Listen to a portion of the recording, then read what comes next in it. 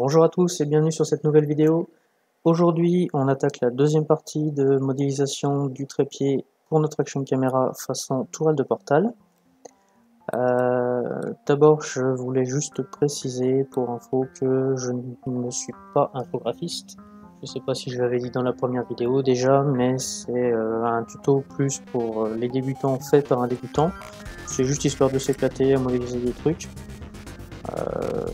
Donc forcément je vais faire de la merde au niveau des techniques de modélisation, je ne vous demande pas non plus de retenir tout ce que je vais vous montrer, parce que je vais certainement montrer beaucoup de conneries, mais je peux déjà vous montrer quand même quelques outils intéressants, et on voit qu'on va quand même réussir à modéliser quelque chose d'assez sympathique. Peut-être qu'on fera pas comme les pros, peut-être qu'on n'utilisera pas les mêmes techniques qu'eux, mais au final on aura quand même un résultat qui sera pas trop mal. Voilà.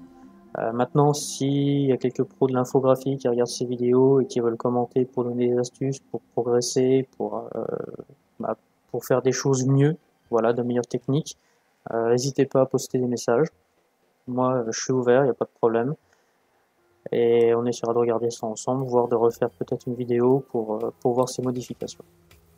Ensuite, pour les personnes comme moi qui débutent en infographie et qui souhaitent se former, sans passer forcément par une école, parce qu'ils n'ont pas envie de faire de l'infographie leur métier, et qu'ils veulent juste s'éclater les week-ends, ce genre de choses, pour faire des petites conneries comme ça. Je vous recommande une chaîne sur YouTube que je suis activement, qui s'appelle Les Cours d'Infographie.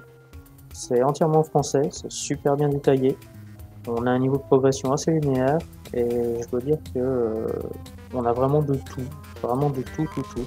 On a même du Photoshop, on a énormément de techniques en 3D Max. Je pense que vous avez vraiment de quoi trouver votre bonheur pour débuter en infographie. Voilà.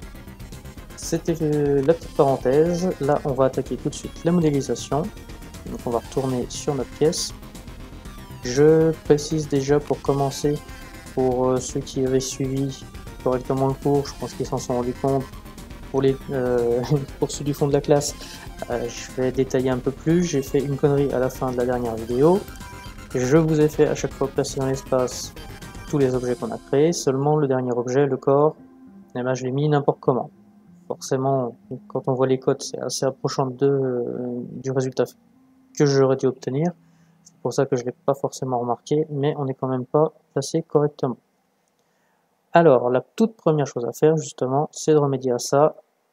On sélectionne notre corps, on passe en Move, en X, on laisse à 0, on centre en Y, pour rappel, on fait un clic droit sur les flèches, ça centre automatiquement, et en Z, on se met à 33,5 pour se centrer sur l'objectif de la caméra, puisque, je le rappelle, sur notre corps, on a cette espèce d'œil, et cet œil, en fait, ça va être l'objectif de la caméra. Donc il faut bien que je centre mon corps par rapport à ça. Maintenant, alors vous pourrez remarquer ici que le panneau par rapport au vôtre a changé. Vous, normalement, vous devez être sur Shell. Moi en fait j'ai fait quelques modifs et malheureusement j'ai enregistré mon fichier après avoir fait ces modifs, du coup j'ai un opérateur booléen qui est resté et je ne peux pas supprimer. Ne vous inquiétez pas, de toute façon on aura bientôt le même écran. Alors ce qu'on va faire aujourd'hui, c'est simple, on va réaliser le panneau latéral et l'œil. Pour commencer, pour le panneau latéral, on va se mettre sur la vue top. On va passer sur l'onglet création, on va prendre un outil box et on va dessiner une box.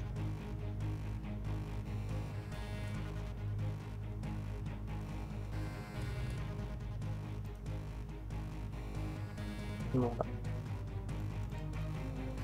En cote ici, on va se mettre 1 mm d'épaisseur.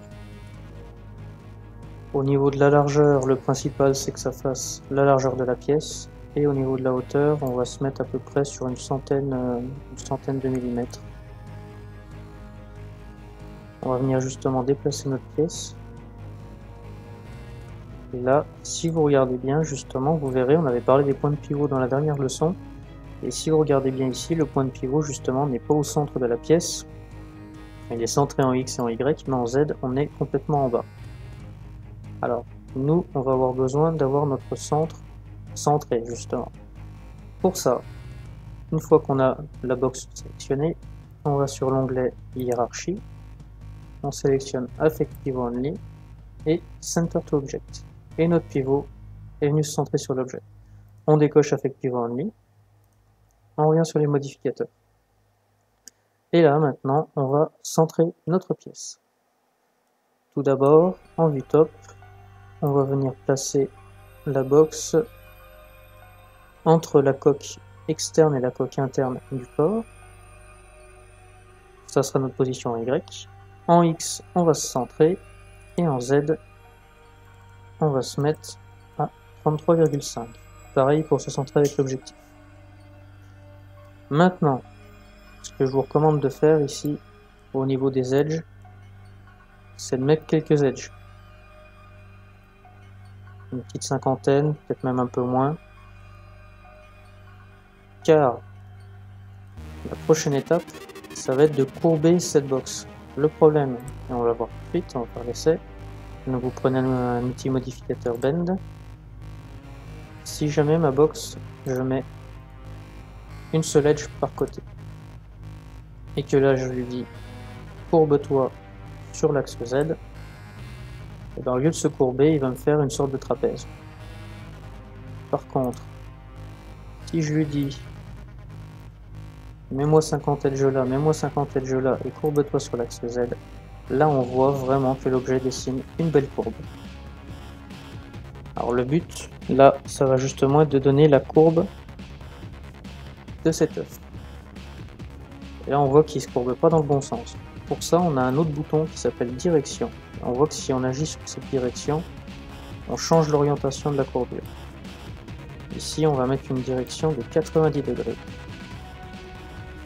Et on voit maintenant que notre objet se courbe bien dans le bon sens. On va les arrêter. Voilà. Par contre, un angle de 62,5, c'est beaucoup trop important. On voit qu'ici, on a pénétré à l'intérieur de la coquille interne. On va se mettre sur 30, environ 36,5, oui, on est pas mal.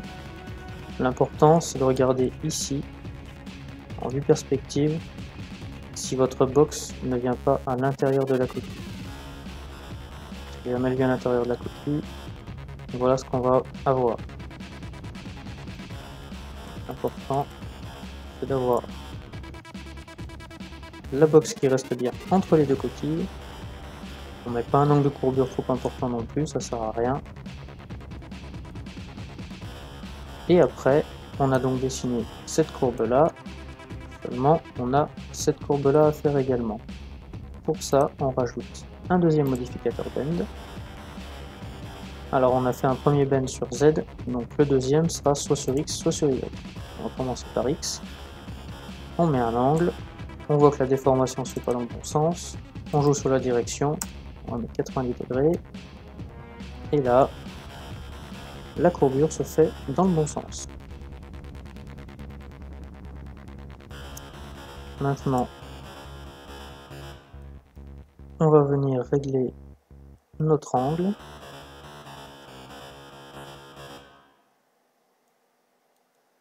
L'important, c'est de dessiner un panneau qui ressemble à quelque chose de sympa.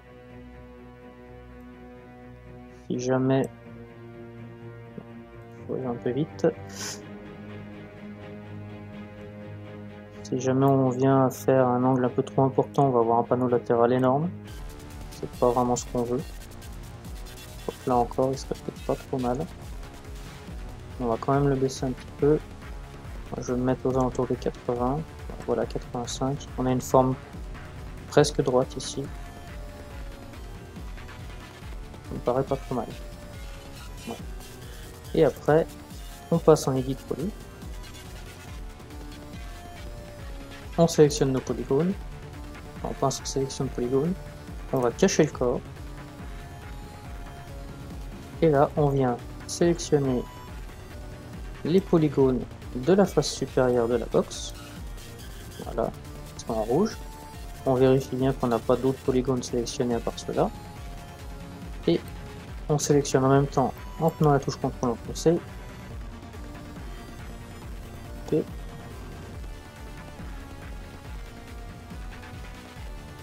les polygones de la face inférieure. pareil, on vérifie qu'on n'a pas sélectionné d'autres polygones en même temps. Une fois qu'on a fait ça, on refiche le corps et on vient cliquer sur Extrude. Alors, pas Extrude directement, on va cliquer sur Setting à côté. Ça nous permet de régler comme il faut notre extrusion. Voilà, comme ça me paraît pas mal. On valide. Et maintenant, sans rien sélectionner d'autre, on vérifie qu'on est bien en mode de sélection, enfin en mode mouvement. On va zoomer sur la perspective. On sélectionne l'axe Y. Et là, on va venir déplacer. Vous voyez, ça déplace juste les polygones qu'on a créés. On va venir les déplacer pour créer cette courbure que l'on retrouve ici.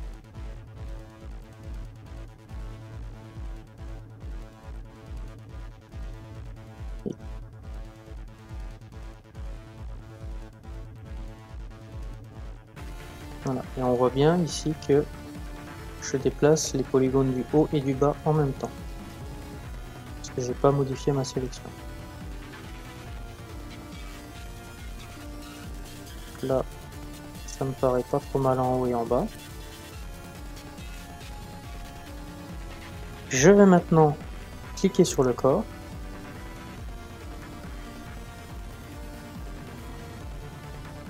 Ici, je passe dans l'onglet Create. Je vais sélectionner à la place de Standard Primitive Compound Object et Boolean. Moi, je le fais pas puisque, en ayant fait quelques petites modifs, j'ai eu un problème de sauvegarde et du coup, j'ai déjà l'opérateur booléen qui est là et je ne peux plus l'effacer. Et vous, en cliquant sur Boolean, vous allez arriver sur ce menu-là. Qu'est-ce que l'on voit ici? On a des opérandes, enfin des paramètres d'opérandes, et ici une liste d'opérandes, avec notre corps en premier. C'est l'objet sur lequel on va venir appliquer justement les paramètres d'opérandes. On vient cliquer sur Add Opérande, on se met sur notre box, on voit qu'elle se surligne en jaune, on clique dessus. Et là, elle va s'unir au corps. Nous, c'est pas ce qu'on veut. Nous, on veut qu'elle se soustrait au corps. On clique donc sur Subtract.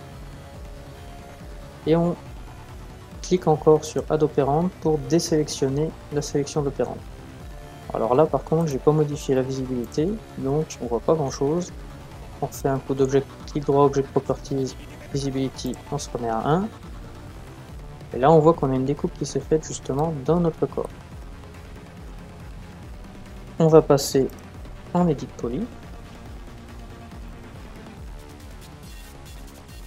On clique sur une sélection par élément et on vient cliquer sur le panneau qu'on vient de créer. Si l'opération s'est bien passée, vous devriez avoir la même chose que moi à l'écran. Si votre opération s'est mal passée, vous devriez avoir ça quand vous avez sélectionné élément. Ça veut dire que vos deux parties sont toujours liées ensemble. Dans ce cas, il faut remodifier votre box et refaire votre opérateur booléen. Sinon, si là ça s'est bien passé, une fois que vous avez votre panneau sélectionné, vous allez détache, pareil, on clique sur Setting à côté. Ça nous marque Détache As, là on indique panneau latéral, on valide. Et on voit qu'on a maintenant un objet qui s'appelle panneau latéral qui a été créé et qui correspond à la pièce qu'on vient de couper. Et notre corps a maintenant la découpe dans laquelle va venir parfaitement s'encastrer le panneau latéral. Après, ce qu'on peut faire, c'est regarder quand même si on n'a pas eu des erreurs qui se sont créées. Donc en appuyant sur la touche F4, ça permet d'afficher les edges. On vérifie qu'on n'a pas d'erreurs qui se soient créées, parce que l'opérateur booléen, c'est quelque chose que redoutent les infographistes qui préfèrent ne pas utiliser. Ça fait pas mal d'erreurs. Moi personnellement, je ne connais pas d'autre solution pour modéliser cette partie. Donc c'est justement là que je fais appel à l'aide des infographistes professionnels, s'il y en a qui me suivent, pour m'aider sur ce sujet. Bref, pour l'instant, on a donc un panneau latéral, un corps, et ici on voit qu'on a toujours, mais masqué, notre objet box. Alors maintenant, comme il ne nous sert plus à rien, ce qu'on peut faire à la limite, c'est le supprimer. Voilà.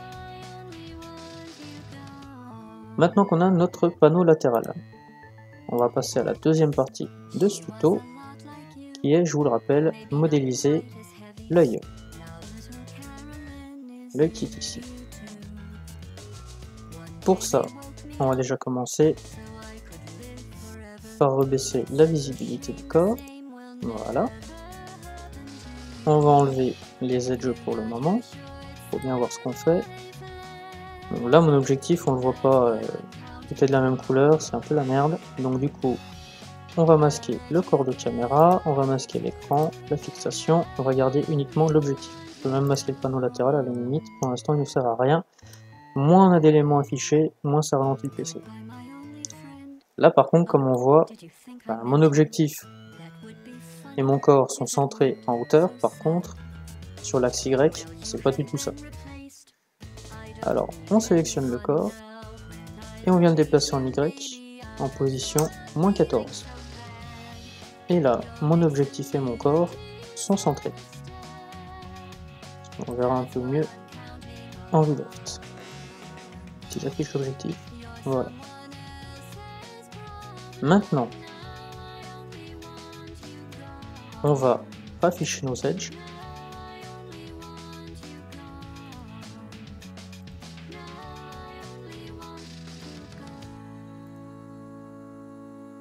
Sélectionner notre corps. Passer en mode de sélection polygone. Et ici, on vient cliquer sur Select Object. Et on va venir sélectionner quelques edges au centre. Le principal, c'est de sélectionner des edges derrière sur la coquille intérieure et des edges devant sur la coquille extérieure. Alors moi, mon mode de sélection il est un peu doublé avec le PC portable, donc ça me fait un peu n'importe quoi. Il faut faire attention. Vous voyez ici, on a une edge qui s'est sélectionnée et j'en veux pas. Enfin, un polygone, pardon. Donc on appuie sur la touche Alt, on la sélectionne, on enlève. Nous, tout ce qu'on veut, c'est vraiment sélectionner que des polygones à cet endroit. Une fois qu'on a fait cette première sélection, on va venir cliquer sur le bouton ici qui s'appelle gros, qui va agrandir la sélection. Et là, voilà. J'ai déjà tout mon edge sélectionné, plus des edges ici dont je n'ai pas besoin. Alors pareil, avec la touche Alt, je vais venir les désélectionner. Voilà. Maintenant, je passe. Alors en vue de dessus, c'est vrai que l'objectif on ne le voit pas très bien. On va rester en vue perspective. En vue perspective, je continue à faire gros. À peu près comme ça.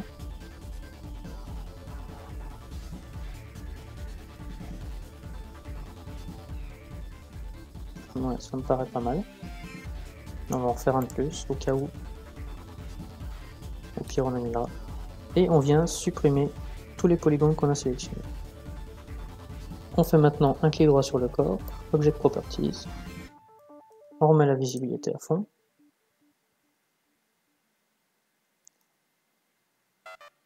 On va afficher en vue left. Donc ici on a Wireframe. On va passer en Default Shading.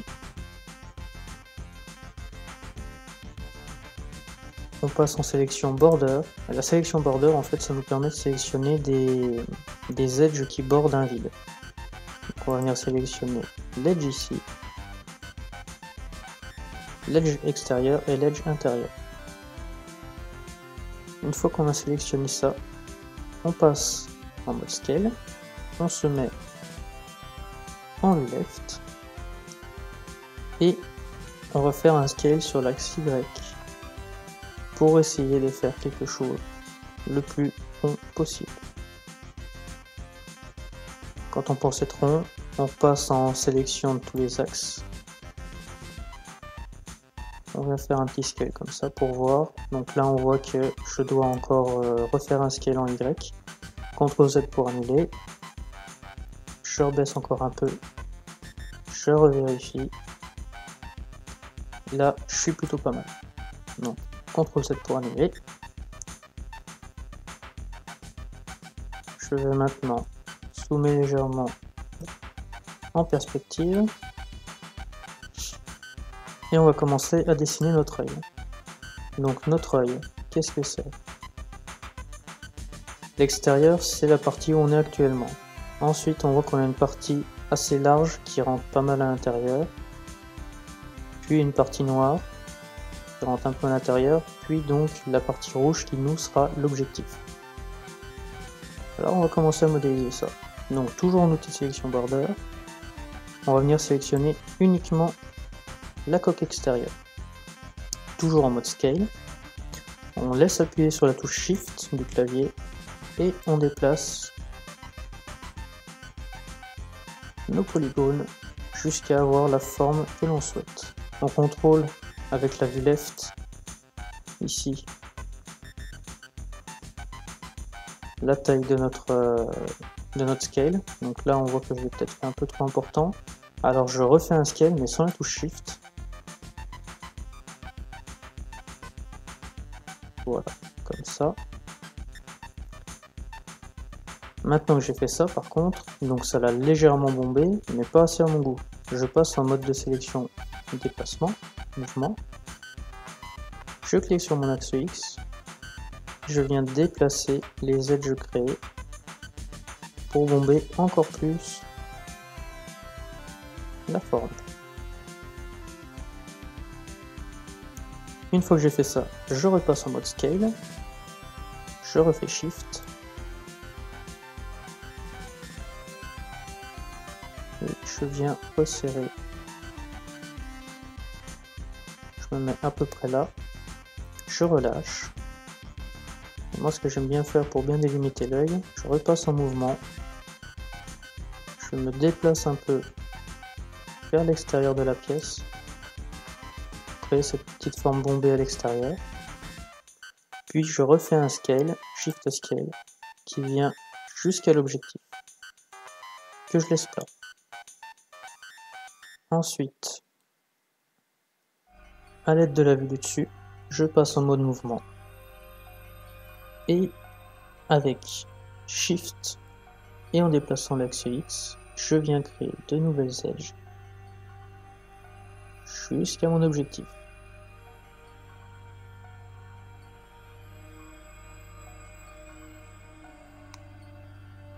Voilà.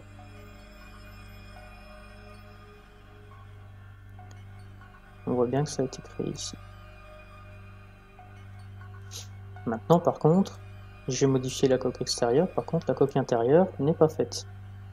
Donc là on va passer à l'intérieur de la pièce. Alors il y a une possibilité de sélectionner des polygones et de faire des masquer par polygone, masquer les sélections. Moi ce que je fais, je zoome assez près, puis je tourne. Ça me permet d'être à l'intérieur de la pièce. Toujours en mode de sélection border, je sélectionne la border intérieure. Je passe en mouvement, je me mets en vue top, Shift et je déplace sur l'axe X jusqu'à me mettre à peu près au même niveau que la bordure extérieure.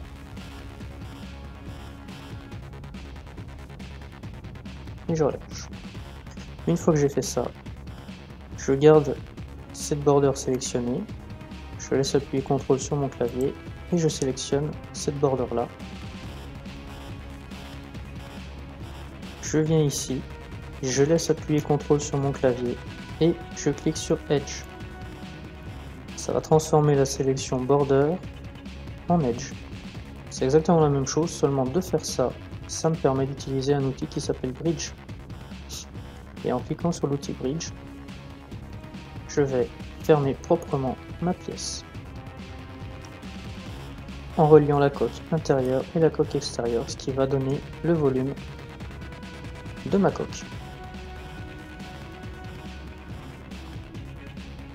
Et maintenant j'ai quelque chose qui commence à ressembler pas mal au résultat final. On peut rafficher le reste.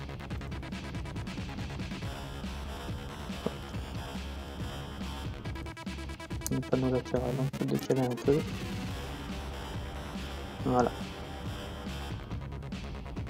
Donc notre corps est terminé pour l'instant. Dans la prochaine vidéo, on va attaquer le support de caméra avec les petits tubes de fixation qui vont relier le panneau latéral au corps et qui vont coulisser à l'intérieur. Après ça, il nous restera plus qu'à faire les découpes du corps pour les différents accessoires, ainsi que les pattes pour finir notre trépied. Je vous dis donc à très bientôt pour une prochaine vidéo, j'espère que ça vous a plu, j'espère que j'ai pas trop dit de conneries. N'hésitez pas, si vous avez besoin de quelque chose, laissez-moi un message. Je vous souhaite une bonne journée, à bientôt, ciao.